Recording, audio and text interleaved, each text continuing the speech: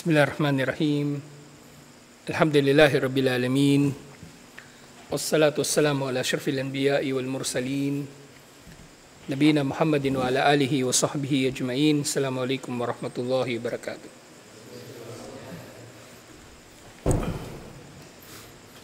So inshallah, Aqidah, chapter 16 pa rin ng Kitabut Tauhid.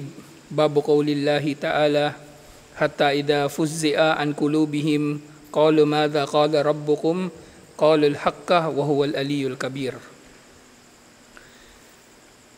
Kapag nawala na yung takot sa kanilang mga puso, ang tinutukoy dito ang mga anghel, ang tinutukoy dito yung takot na nararamdaman nila, yung takot na nararamdaman nila kapag si Allah ay merong ipinapahayag o merong ipinatutupad na pagtatakda. Kapag humupa na ang kanilang takot, magtatanungan sila sa isa't isa, ano ang sinabi ng inyong Panginoon? Sasabihin nila nung mga tinanong ang katotohanan. At siya, si Allah, ang kataas-taasan at dakila. Sa may sumunod na hadith na binanggit dito, iniulat ni Abu Hurairah at iniulat ito ni Imam al-Bukhari, idha qadallahu al-amra fis samai darabatil malaikatu bi ajnihatiha qad'anan liqawlihi. Kapag si Allah daw ay nagkakada ng isang amar. Yung kada, sa konteksto dito ng kada, yung pagpapatupad. Okay? So natalakay na natin yung kadar at yung kada, di ba pareho silang binabanggit? Imanu bil kadri wal kada o imanu bil kada'i wal kadar. Kapag pareho silang binabanggit magkasama, yun nga, merong mga salita na sinasabi ng mga scholar, idajtama'a iftaraka wa idaftaraka ijtama'a. Na kapag sabay silang binanggit, magkaiba sila ng kahulugan. Pero kapag magkahiwalay silang binanggit, maaring synonymous sila. Halimbawa sa Islam at iman. Ang Islam at ang iman, kapag tinukoy na magkahiwalay, kapag sinabing Muslim, may iman din yun. Kapag sinabing mu'min, Muslim din yun. Okay? Pero kapag magkasama silang binanggit, halimbawa dun sa hadith ni Jibril alayhis salam, tinanong niya si Propeta Muhammad sallallahu alaihi wasallam anong Islam, anong iman, magkahiwalay ito na sinagot ni Propeta Muhammad sallallahu alaihi wasallam. At maaaring isa sa mga distinction din ng iman at Islam, ang Islam ginagawa ng katawan at ang iman nasa puso. Okay, ang iman nasa puso at ang Islam ay nasa katawan. So dito, yung kada at yung kadar, sinasabi ng mga scholar, isa sa mga distinction nila, ang kadar, pagtatakda ni Allah. At ang kada, ito na yung pagpapatupad ni Allah. So dito sa konteksto dito, kapag nagpapatupad si Allah ng anumang bagay, syempre ang bagay na ito itinakda rin niya. O kaya nagpapatupad siya ng kanyang utos sa langit, at ang tinutukoy ditong langit, yung pagbaba mismo ng utos na ito mula doon sa Allahul Mahfud pababa sa dunya, na sa takdir, di ba, natalakay na natin, yung takdir yung pagtatakda ni Allah, 50,000 years bago palikhain ng lahat ng nilikha. Ibig sabihin ng pangkalahatan. Takdir sanawi, nangyayari, kailan? Taon-taon sa Laylatul Qadar. Tapos, takdir umri, yung pagtatakda na nangyayari saan? Sa sinapupunan ng nanay. So, itatakda doon ni Allah yung mga mangyayari doon sa pitus. At panghuli, takdir yomi. So, pwedeng araw-araw nangyayari itong bagay na ito. So, kapag nagpapababa daw si Allah ng utos,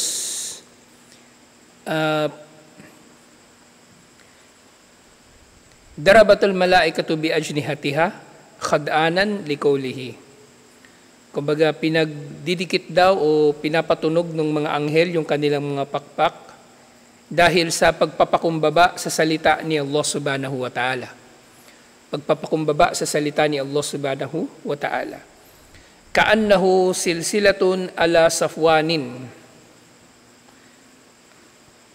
Nang tunog nito ay parang silsila, kadena, na hinihila na nasa ibabaw ng safwan, bato na makinis. So ganun yung tunog niya. So kung merong kadena na hinihila sa ibabaw ng bato, ganun ang tunog ng pakpak ng mga anghel sa kanilang pagpapakumbaba sa salita ni Allah. Yunfiduhum dalika hatta idha fuzi'a qulubuhum qalu madha qala rabbukum qalu al-haqqa wa huwa al-aliyyul kabir. Yun nga. Itong bagay na ito ay ipatutupad nila. Kumbaga, sila ay nagpapakumbaba sa salita ni Allah, at itong salita ni Allah ay bagay din natutuparin ng mga anghel. At kapag humupa na ang takot sa kanila, yun nga, yung sinabi dun sa ayah, magtatanungan sila anong sinabi ng Panginoon ninyo, sasabihin ng iba ang katotohanan, at siya ang kataas-taasan at ang dakila. Fayasma'uha mustariku sam'i wa mustariku as-sam' hakada ba'dahu fuq. At maririnig ito ng tinatawag dito na mustarikus sam'.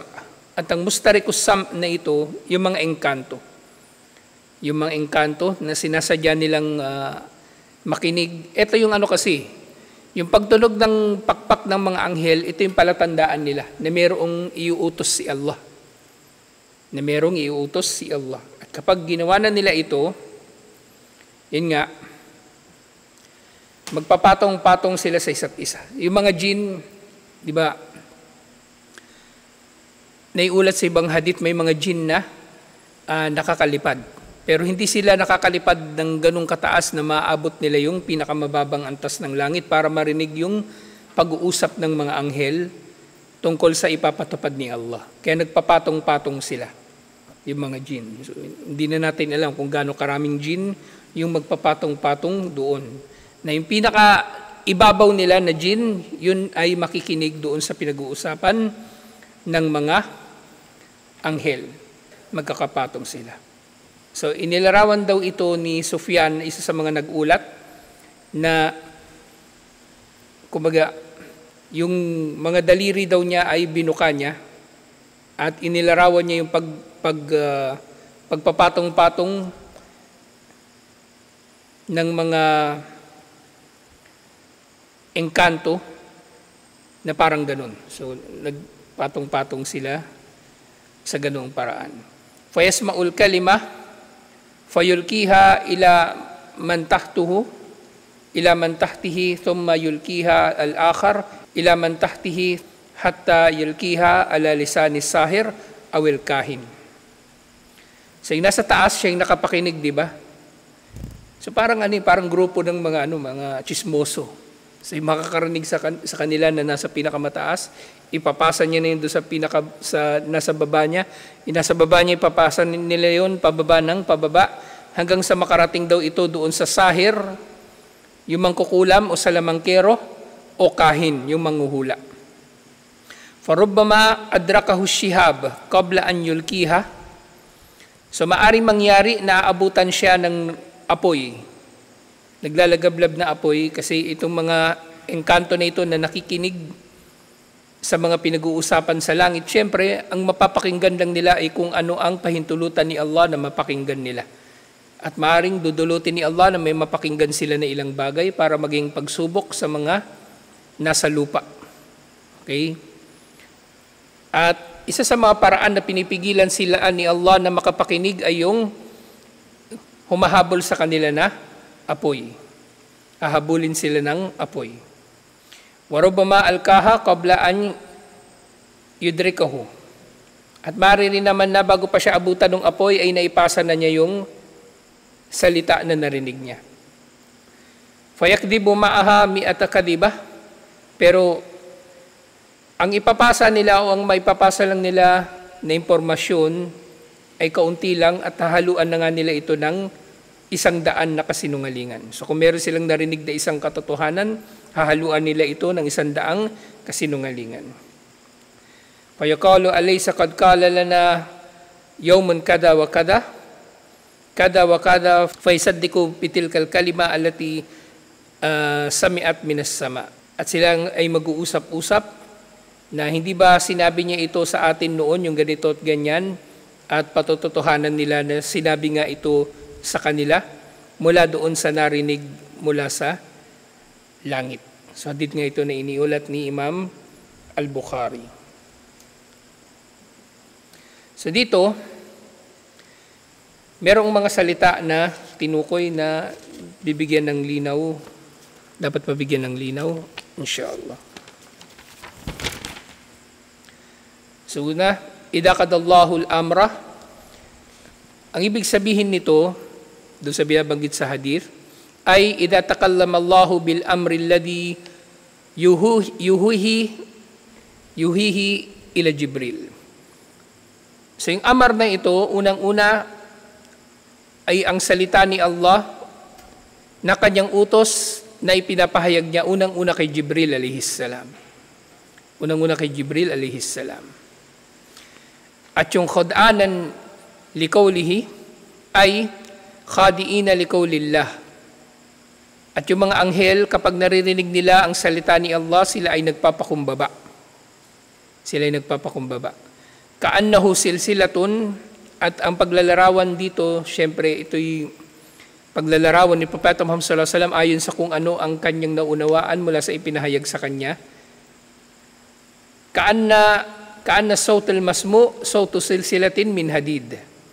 Nang tunog ng paghampas ng mga anghel sa kanilang mga pakpak dahil sa takot nila sa salita ni Allah o kumbaga pagpapakumbaba nila sa salita ni Allah ay katulad ng bakal na silsila, bakal na kadena, at yun ang tunog niya. At yung Safwan, al-Hijr al-Amlas, ito yung makinis na bato. So ganun yung tunog ng pakpak ng mga anghel. Yunfiduhum dalik, yukhlisu dalik al-qawl, wa yumdi fi qulubil malaika. So darating sa mga anghel daw ang utos na ito at papasok sa kanilang mga puso at syempre ito ay kanilang ipapatupad. Mustarikus sam, ang tinutukoy nga dito yung mga jinn.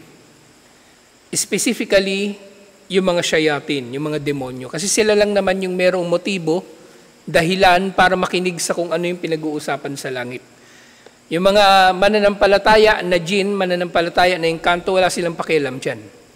Hindi sila nangihimasok sa bagay na yan. Pero yung mga demonyo, kasi sila yung merong motibo, gusto nila makapaminsala sa mga tao, nakikipagtulungan sila sa mga salamangkero ng mga tao para magdulot ng fitna o kaguluhan sa mga tao sa pamagitan ng kanilang salamangka o panguhula o magic at iba pa.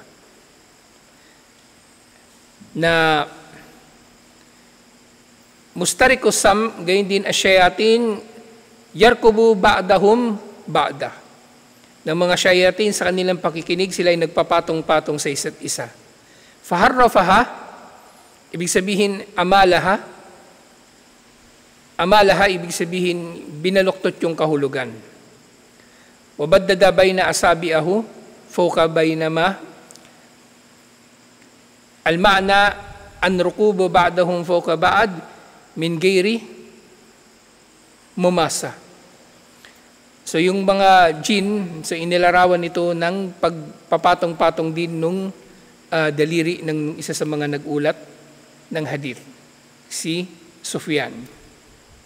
Pero dito tinukoy na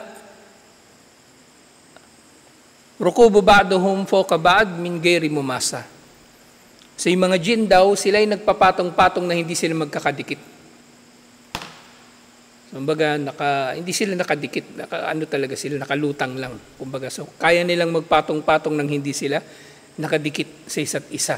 Hindi katulad ng tao, di ba, pag nagpatong-patong yung tao, halimbawa, nakaapak yung paa ng isa sa balikat ng isa pa.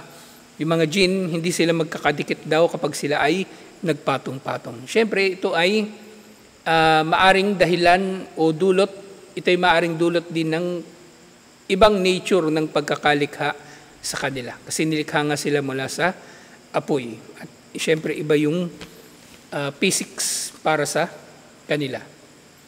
Ash-shihab, yung shihab na tinutukoy dito na humahabol sa mga jinn na nakikinig sa mga pinag-uusapan sa langit, huwa najmul ladhi yarmi bihi. Ito daw yung tinawag ito najam, yung star, pero syempre hindi ito yung star na katulad ng nakikita natin sa langit, na katulad ng buwan, na katulad ng sun, ng araw. Hindi ito. Pero ibang klaseng star. Tinawag lang itong star kasi merong liwanag. Tinawag lang itong najam dahil ito ay merong liwanag. Pero hindi siya physically na katulad ng araw. As-sahir, yung salamangkero, huwa alladhi yukhriju al-batila fi suratil haqqa bi amali as-sihr. Ang sahir, isa sa mga pangunahing kahulugan ng sahir o yung salamangkero, ito yung nagpapalabas ng kamalian sa anyo ng katotohanan. So yung kanilang ginagawang kamalian o kabaluktutan, kasamaan ay pinagmumukha nilang matuwid, pinagmumukha nilang tama at pinagmumukha nilang katotohanan. At ang sahir, ito yung mas malawak na nakataga para sa lahat ng uri ng may karunungang itim, yung salamangkero. Sa napapaloob sa mga salamangkero, yung mangkukulam, yung manghuhula, yung magikero, yung gumagawa ng mga gayuma, gumagawa ng anting-anting, lahat yon ay napapaloob sa mga sahir o kabilang sa mga sahir. Ito yung pangkalahatan na tawag sa kanila. Pero specifically tinukoy din dito yung kahin. Kahin, ibig sabihin yung manghuhula. Huwa alladhi yadda'i ilmul ghaib. At yung manghuhula, generally sila yung mga nag-aangkin ng kaalaman sa mga nalilingid. Kasi manghuhula, hindi lang sila nanghuhula ng mga bagay na mangyayari sa hinaharap. Okay? Hindi lang sila yung nagpapakadalubhasa sa feng shui, horoscope, at iba't iba pang paraan ng panghuhula para malaman yung nangyari sa hinaharap. Maaring aangkinin din nila na alam nila yung nangyari sa nakalipas. Halimbawa, meron kang nawawalang gamit, pupunta ka sa manghuhula, punta ka kay Madam Mauring, so aangkinin niya na alam niya kung saan mo naiwan yung bagay na nawawala o sino ang nagnakaw. O kahit sa kasalukuyan. Ganyan din, aangkinin nila yung mga bagay na yun. So yung panghuhula, not necessarily may kinalaman ito sa mga bagay-bagay na mangyayari sa hinaharap. Ito ay maaring mangyari sa lahat ng uri ng al-ghaib o mga nalilingid. Sa nakalipas, sa kasalukuyan, sa hinaharap, may kinalaman sa lugar, may kinalaman sa tao, at iba pa. So meron isa pang hadith binanggit dito mula kay Nawas bin Sam'an radhiyallahu anhu. Iniulat ito ni Ibnu Abi Hatim. Idza aradallahu ta'ala an yuhi bil amri takallama bil wahyi akhadattu samawati minhu rajfatan aw qala ra'datan shadidatan khawfan min Allah azza wa jal. Kapag si Allah daw ay merong ipinapahayag na anumang bagay at siya ay nagsalita ng pagpapahayag, ang kalangitan daw ay nayayanig o kaya ay kumukulog. So yung kulog, kumbaga, tumutunog yung kulog. Eh syempre, ito ay pagpapahayag lang dito, pagpapabatid na isa ito sa mga maaring dahilan ng kulog. Pero hindi porke kumukulog ay merong hindi ito ibig sabihin, hindi ito nangangahulugan ng ng causation o pagiging dahilan o nag-iisang dahilan kung bakit kumukulog. Okay? Na hindi ito yung tinutukoy dito. Pero isa sa mga dahilan. Faida sami'a dhalika ahlas samawati sa'iku wa kharru lillahi sujjada.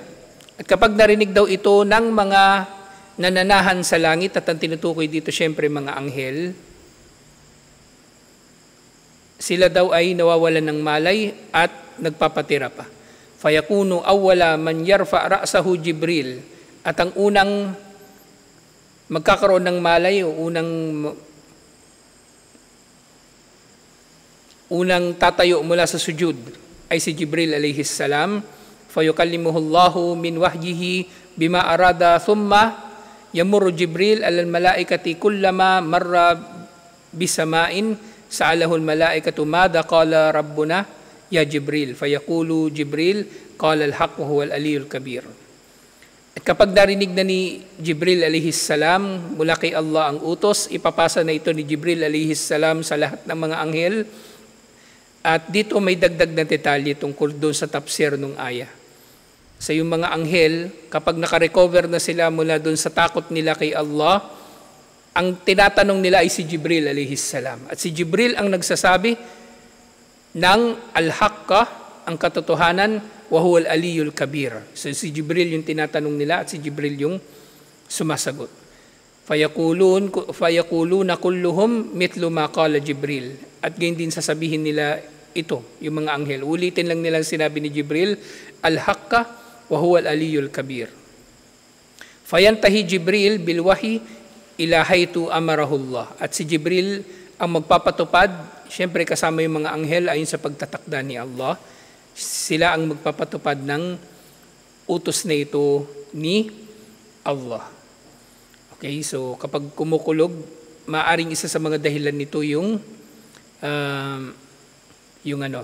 pagdating ng utos ni Allah. O pwede rin maaari na ito talaga yung dahilan. Pero sinasabi ko lang ito kasi para hindi magkakaroon ng conclusion ang tao na ang bawat kulog ay dulot ng pagpapahayag ni Allah. Intindihan nyo? Kasi baka matulad mo kayo sa pusa. Yung porke merong na impyerno dahil kinulong niya yung pusa, akala nila kapag pinataba nila yung pusa, mapupunta naman sila sa paraiso o kung ano-ano pang maling paglalapat nila ng dalil. Okay? So yung mga ganitong bagay, dapat maging maingat tayo. Na hindi tayo malalaglag doon sa fallacy o yung pagkakamali sa logic na generalize natin agad yung isang bagay. Na hindi ba, narinig natin na kapag nagpapahayag si Allah kumukulog, tapos i-generalize na natin na tuwing kumukulog, sasabihin natin, oh, may pinahayag si Allah. Kasi magiging fallacious yun. Kasi magiging fallacy of causation yun. Kasi paano pag walang kulog? Walang pinapahayag si Allah? So hindi ganun. Okay? Hindi tayo nag-generalize. Basta-basta. Naintindihan nyo ba? Hindi tayo basta-bastang nag-generalize sa mga dalil. So, dito, yung rajfa at yung saiku na yung nga, yung rajfa na tinutukoy dito, yung nangyayari sa langit kapag nagpapahayag si Allah ng utos, irtijafu wa huzza. Ito yung pag-uga ng langit. Saiku, minasaik wa huwa al-gashi wa ma'ahu sujud. Yung tinukoy dito sa hadith na saiku yung nangyayari sa mga anghel kapag narinig nila yung utos ni Allah, ito yung gashi, yung pagkawala ng malay. Pero sila kapag nawawalan ng malay, nagsusujud sila. Nasa posisyon sila ng sujud kapag sila'y nawawalan ng malay. So hindi katulad ng tao pag nawawalan ng malay, pwedeng nakatihaya, pwedeng nakadapa, nakatagilid. Pero sila kapag nawawalan ng malay ay nakasujud.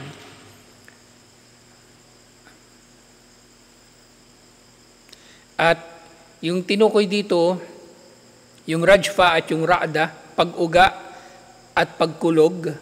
So dalawa yun na binanggit nung tagapag-ulat na si An-Nawas bin Sam'an dahil nagdududa siya kung alin ba yung sinabi ni Propeta Muhammad sallallahu alaihi wasallam. Kung nagdududa pala siya, bakit tinanggap ang hadith na ito? So hindi ito kapintasan doon sa hadith. Okay? Kasi ang tinitimbang sa hadith yung sanad.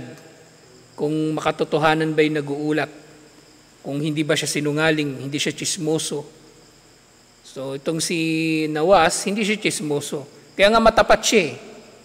Hindi siya sinungaling, kaya nga hindi siya nagsinungaling. Sinabi niya, hindi ko maalala kung ang sinabi ba ni Propeta Muhammad sallallahu alaihi wasallam ay pag-uga o pagkulog. Kasi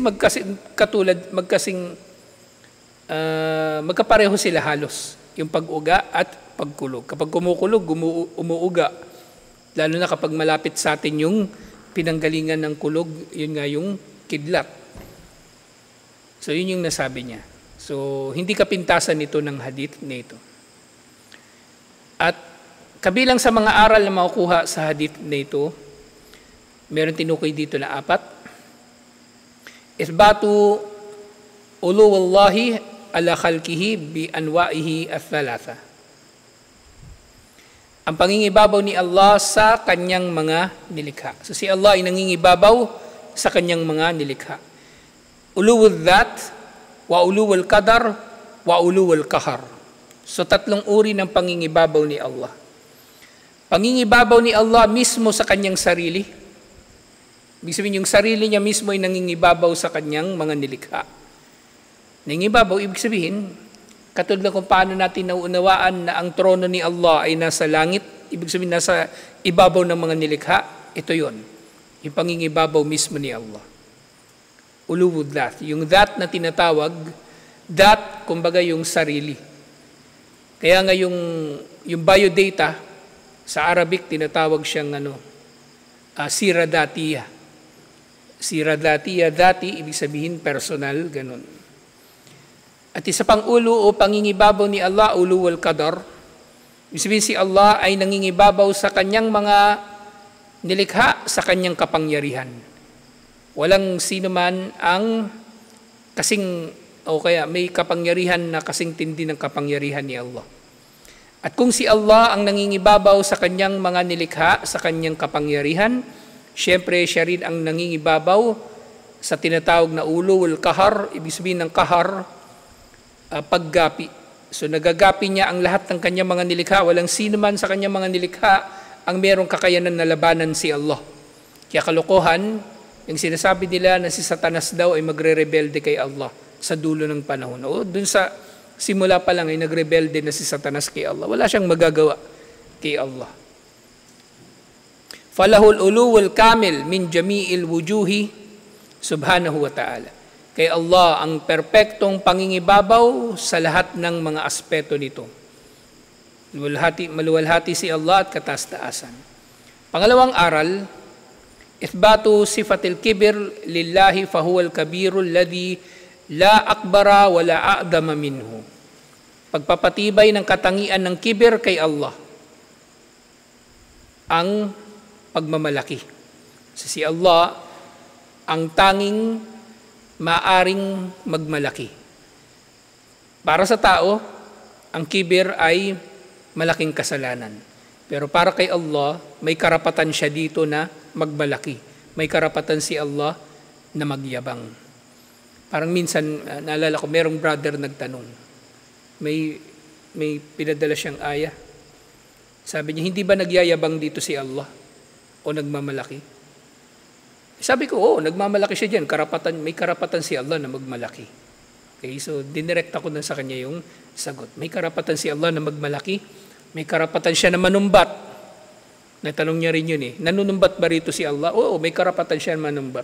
Pero yung tao, wala tayong karapatan na magmalaki. Wala tayong karapatan na manumbat. So ito yung tinutukoy dito. So si Allah ay meron siyang sifa ng kibir o pagmamalaki. O maaring kibir din dito, syempre yung literal na pagiging malaki niya na ibig sabihin dakila niya. So lahat ng ito ay pinagtibay kay Allah subhanahu wa ta'ala. Wala nang bagay na mas malaki pa. Wala nang anumang mas malaki pa kay Allah at wala nang anuman na mas dakila pa kay Allah. Pangatlo, ithbatu sifatil kalami lillah. So dito sa hadith na ito, actually 2 hadith, di ba?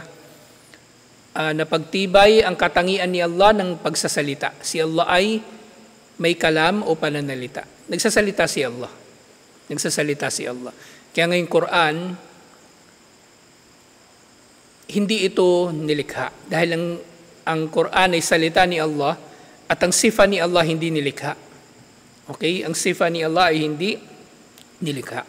So ito yung dahilan kung bakit ang marami sa naunang mga at si Imam Ahmad, kinulong sila ng mga khalifa. Dahil talagang nanindigan sila na ang Quran ay hindi nilikha. Dahil ang Quran ay salita ni Allah. At ang salita ni Allah ay sifa, katangian ni Allah. Ang katangian ni Allah ay hindi nilikha. Kasama niya yun na umiiral. Kasama niya yun na umiiral. Hindi yun idunugtong lang sa kanya o kalaunan lang siya nagkaroon ng ganoong kakayanan, ng ganoong salita. Okay? Yung problema kasi sa mga tao, yun nga, masyado silang namimiloso po. May mga kabilang sa mga nangangatwiran noon, sabi nila, paanong bahagi ng kalam ni Allah? Maring naniniwala sila na ang Quran ay salita ni Allah. Pero ang problema sa kanila, masyado silang namimiloso po. So kung yung Quran daw ay kalam ni Allah, bakit walang Quran noon? Bakit ngayon lang siya pinahayag? Kumbaga, kabubuhan na lang. Naiintindihan niyo ba yung sinasabi ko? Mga paikot-ikot lang yung, yung argumento nila. Parang common sense. Common sense yung pinairal nila, hindi dalil. Okay? Kaya natatawa ako sa sagot ni Yasin, common sense eh. Yung dalil, yung titingnan natin, okay? Yung dalil. Hindi yung akal. Yung akal, ibig sabihin ng akal, yung pag-iisip. Ang ating mga pinagbabatayan, yung tinatawag na nakal, kung ano yung nakarating sa atin na kaalaman mula kay Allah at mula kay Propeta Muhammad sallallahu alaihi wasallam. Yung nakal, hindi yung akal o common sense. Masipin ni Yasin, pinag-iinitan ko siya eh. Hindi kumbaga, masanay na kayo sa ganong takbo ng utak. Hindi tayo kailanman magpapairal ng common sense hanggat merong dalil. Okay? Hanggat merong dalil sa mga bagay-bagay. So ito nga katangian ni Allah ng pagsasalita, wa annahu lam yazil mutakalliman idha sya'a bikalamin tasma'uhu al-malaika. At si Allah ay nananatiling nagsasalita kailanman niya naisin magsalita at ang salita na ito ay naririnig ng mga anghel. Ang salita na ito ay naririnig ng mga anghel. So napagtibay din na yung salita ni Allah ay naririnig din ng sino mang naisin ni Allah na makarinig dito. Okay? So katulad ng Quran, halimbawa salita ito ni Allah na nababasa natin, nauunawaan, naririnig natin ito kapag binasa ng tao. Pero siyempre, hindi yun boses ni Allah. Yun ay boses ng tao na bumabasa ng salita ni Allah. At ang Quran, ito ay, alhamdulillah, ipinahayag sa wika na nauunawaan ng mga tao. Okay? Kasi hindi rin natin pwede namang sasabihin muli yung fallacy ng causation, sasabihin ng tao na Arabo pala si Allah kasi Arabic ang Quran, hindi siya pwede magkakaroon ng ganong conclusion. Hindi pwedeng magkakaroon ng ganoong generalization. Okay? Hindi porke naunang nangyari yung isang bagay, yun ang dahilan kung bakit nangyari yung isang bagay. Okay? Pangapat, Fadlu Jibril alayhi salam haytu khassahu Allahu bikalamihi wa wahyihi. Yung kainaman ni Jibril alayhi salam at yung kanyang superiority kung iahambing sa iba pang mga anghel. Na siya ay hinirang ni Allah, na siyang kakausapin ni Allah at sa kanya ipapahayag yung mga ipinapahayag. So 4 na aral, alhamdulillah. Ang pangingibabaw ni Allah, ang katangian ni Allah ng pananalita, ang katangian ni Allah ng kadakilaan o ng pagmamalaki, ang katangian ni Allah ng pananalita, at ang kahigitan ni Jibril alayhi salam. At panghuli, so kabilang sa mga binanggit dito, yung kinalaman ng mga hadith na ito sa Kitab at-Tauhid, anna fiha takrir at-Tauhid, fa innal malik al-azim, alladhi tus'ikul malaikatu min kalamihi khawfan minhu, wa mahabatan khawfan minhu wa mahabatan wa tarjifu minhu al-makhluqat huwa al-kamilu fi datihi wa sifatihi wa mulkihi wa ginahu an khalqihi la yajuzu an yaj'ala lahu sharikun fi ibadatihi. Okay. So yun pala. So ito yung kahalagahan ng Arabic. Kasi may mga salita pareho ng spelling pero pag tinignan mo yung grammar, ito siya dapat binabasa at hindi sa iba pa. So, pinagtibay dito sa tauhid na kung ang mga anghel ay nawawalan ng malay dahil sa kanilang takot sa salita ng hari na dakila, si Allah, na sila nga ay nawawalan ng malay at nayayanig ang mga nilikha kapag nagsasalita o nagpapahayag si Allah. Ibig sabihin lamang nito, si Allah siya ay perpekto sa kanyang katangian, sa kanyang paghahari at sa kanyang kawalan ng pangangailangan sa kanyang mga nilikha. Kaya kung ganito pala kadakila si Allah, na kahit ang mga anghel na dakila takot sa kanya, mas hindi tayo karapat-dapat na magtambal kay Allah subhanahu wa ta'ala sa pagsamba sa kanya. Alhamdulillah. Wala tayong may pagmamalaki kay Allah. Yung mga anghel nga na dakila, masasabi natin may kapangyarihan din ng mga anghel, di ba? Pero hindi sila nagmamalaki kay Allah. Paano pa kaya tayo? Na kutong lupa lang tayo, kumbaga, dito sa mga nilikha ni Allah subhanahu wa ta'ala. Alhamdulillah. So dito natin tatapusin itong chapter na ito. At sakto, yung sunod na chapter ay tungkol naman uli sa Shafa'ah. So ito tinatalakay natin dun, di ba, sa sa Dalilul Muslim. So matatalakay uli natin yung Shafa'ah, inshallah. Kasi nakakalito talaga yung yung usapin ng Shafa'ah at yung tawassul. Minsan napaghahalo-halo natin siya, lalo na kung uunawain natin ito sa konteksto ng Shafa'ah ng kuffar, pamamagitan ng kuffar kay Allah, na kinukuha nila sina Mama Mary, si Jesus bilang tagapamagitan. So mas malinaw pa natin ito na matatalakay, inshallah. So dito na lang. Assalamualaikum warahmatullahi wabarakatuh.